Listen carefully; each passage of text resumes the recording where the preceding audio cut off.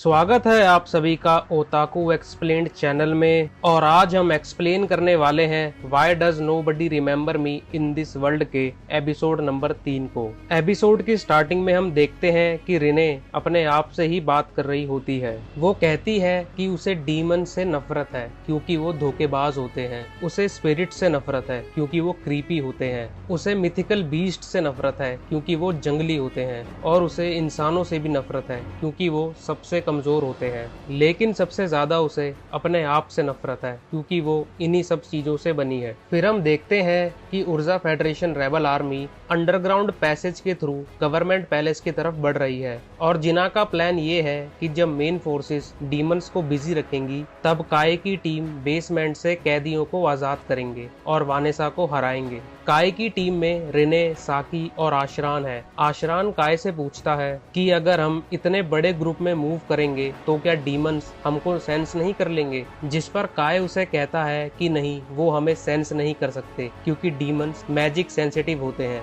और इंसानों में मैजिक एबिलिटीज नहीं होती, इसीलिए उनके लिए हमें सेंस करना मुश्किल होगा। फिर हम देखते हैं कि गवर्नमेंट पैलेस में जाने से पहले जिना अपनी आर्मी को एक स्पीच देती है, जिसके बाद सभी ऊपर की ओर बढ़ने लगते हैं। ऊपर पहुंचकर वो देखते हैं कि यहाँ तो ढेर सारे डीमंस हैं। तभी एक डीमन काय के ऊपर अपने मैजिक से अटैक करता है, जिससे काय बचकर डीमन के ऊपर फायर कर देता है और डीमन वहीं ब्लास्ट हो जाता है। तभी वहाँ और भी डीमंस आ जाते हैं जिनको रिने अपने थंडर मैजिक से जला देती है, लेकिन काय सबको ऐसा दिखाता है कि उसने अपनी बोल्ड बुलेट से डीमंस को हराया है ताकि किसी को भी रिने के बारे में पता ना चले। काय रिने से पूछता है कि क्या वो वानेसा को सेंस कर सकती है। रिने उसे बताती है कि वो ऊपर कहीं है। फिर फालीन कहती है कि नॉर्थ साइड के स्टेयर्स तो गिर चुके हैं, लेकिन वो लोग साउथ साइड के स्टेयर्स को यूज कर सकते हैं। ये सुनकर जिना ग्रुप 1 और 2 को असाइनमेंट देती है। ग्रुप 1 को वो कहती है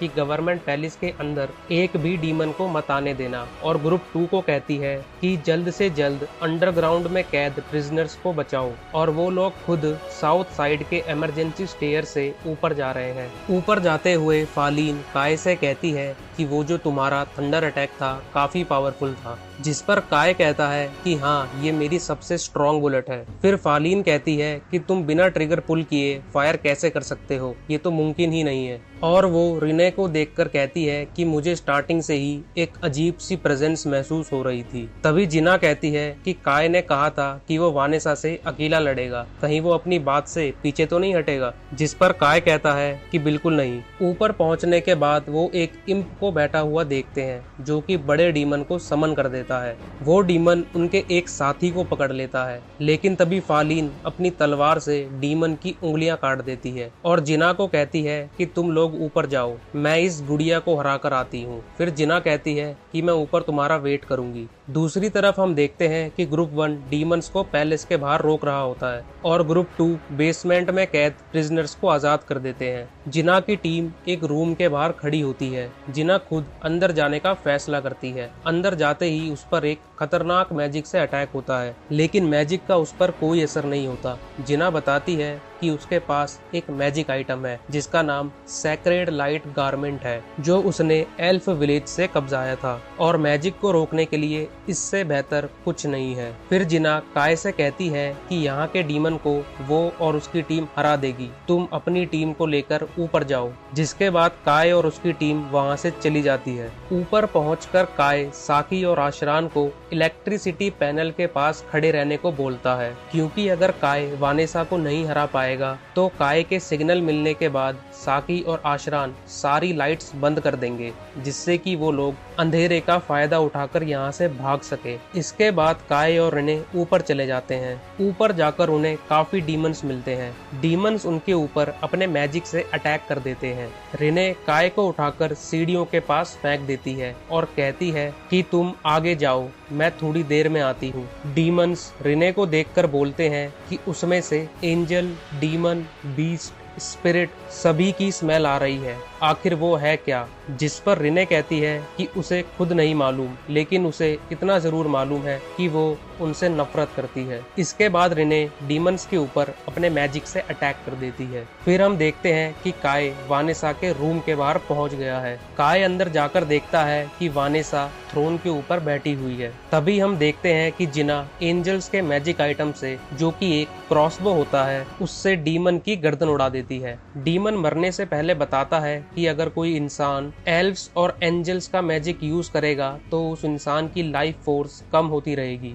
जो सुनकर जिना उस डीमन को खत्म करके कहती है कि डीमंस को मारने के लिए इतना तो बनता है। लेकिन तभी ऊपर से एक और डीमन आ जाता है, पर फालीन वहां आकर उसे बचा लेती है। फिर वो डीमन उठकर फालीन से कहता है कि वो तुम हो जिसे ड्रैगनार कहते हैं, जो ड्रैगन के दांत को अपना वेपन बनाकर यूज करती है। दूसरी तरफ हम देखते हैं कि वानेसा काय से पूछती है कि क्या वो तुम हो जो एल्व्स का सेक्रेड लाइट गारमेंट यूज करता है। काय उसे कहता है, नहीं, मैं एक आउटसाइडर हूँ। मैं एक ऐसी दुनिया से आया हूँ जहाँ की हिस्ट्री में ग्रेट वॉर ऑफ 5 रेसेस खत्म हो गई है और तुम हार चुकी हो। फिर वानेसा उसे पूछती है, तो अच्छा ये बताओ कि मुझे कौन सी रेस और किस हीरो ने हराया। काय उसे बताता है कि तुम्हें प्रॉफिट सिड ने हराया, जो कि ह्यूमन था। सिड का नाम सुनकर वानेसा कंफ्यूज हो जाती है और अपने आप में बड़बड़ाने लगती है। Sid, graveyard, code holder, seal, world reincarnation, ये सुनने के बाद काय वानेसा से पूछता है कि उसने क्या कहा। वानेसा उसे कहती है कि मेरे जैसे महान डीमन को इन फालतू चीजों पर वक्त बर्बाद नहीं करना चाहिए। ये कहने के बाद वानेसा अपने मैजिक से काय पे अटैक करने वाली होती है, लेकिन काय फायर करके वानेसा के मैजिक को कैंसिल कर देता है और फिर अपनी तलवार से वानेसा के ऊपर अटैक कर देता है। लेकिन वो एक इल्यूजन था और वानेसा उसके पीछे आकर उस पर अटैक कर देती है, जिससे काय बच जाता है। फिर वानेसा अपने मैजिक से फ्लेम्स निकालती है, जिससे फिर काय बच जाता है, लेकिन पैलेस में एक बड़ा सा होल हो जाता है। फिर वानेसा अपने मैजिक से एक्सप्लोजन करती है, जिससे कि एक बहुत बड़ा ब्लास्ट होता है, लेकिन काय दोबारा बच जाता है। और ये देखकर वानेसा काय से उसकी सॉर्ड के बारे में पूछती है, पर वो उसे कुछ नहीं बताता। तभी वहाँ रिने आ जाती है, जो कि डीमन से लड़ने के बाद काफी इंजर्ड होती है, लेकिन फिर भी वो वानेसा को लड़ने के लिए चैलेंज करती है। पर तभी वानेसा के पीछे एक पोर्टल खुलता है और उसके अंदर से कुछ चीज आकर वानेसा को पकड़ लेती है। दूसरे पोर्टल में से वो क्रीपी औरत बाहर आती है और कहती है कि वानेसा के ऊपर सिड वर्ड का इन्फ्लुएंस होने की वजह से वो अनएक्सपेक्टेड बिहेव कर रही है और इसीलिए